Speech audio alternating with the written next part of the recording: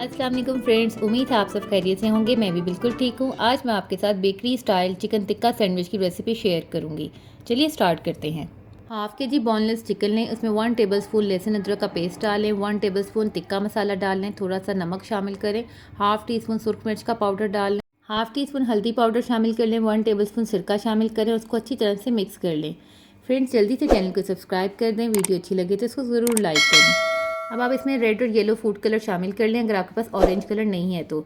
Mix करने के बाद 1 घंटे का स्टे दें और उसके बाद इसको फ्राई कर लें। फ्राई होने के बाद ये बहुत अच्छा सा कुक होकर ऑरेंज कलर में ही आ जाएगा। आप देखिएगा बिल्कुल रेड नहीं बनेगा, बिल्कुल ऑरेंज सा हो जाएगा जैसे टिक्का का कलर होता है। ये देखिए बिल्कुल ऐसे। अब आप सैंडविच ब्रेड लें, उसके ऊपर स्पाइसी मायो लगाएं, इसका भी फ्लेवर बहुत मज़े का आता है। इसके ऊपर चिकन टिक्का की लेयर लगाएंगे। अब इसके ऊपर मस्टर्ड सॉस लगाएं, इसका फ्लेवर इतना मज़े का आता है कि आपको बिल्कुल बेकरी की तरह के ये सैंडविचेस लगेंगे और सबको बहुत अच्छे लगेंगे। इसके ऊपर चीज़ लगाएं, सैलेड लगाएं, इसको कवर करें और हल्का सा इसको पैन में फ्राई कर लें।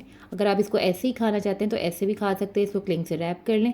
मैं इसको थोड़ा सा पैन में हल्का सा ग्रीस करके हल्का सा गोल्डन फ्राई करूँगी। ये मैंने इसको बटर से ग्रीस किया है। अब अपने सैंडविच को हल्का सा फ्राई करूँगी। फ्रेंड्स जल्दी से चैनल को सब्सक्राइब कर दें, वीडियो को लाइक ज़रूर किया करें। आपका लाइक मेरे लिए बहुत इंपॉर्टेंट होता है। अगर आपको अच्छा लगे तो कमेंट सेक्शन में ज़रूर बताएं कि आपको वीडियो कैसी लगी।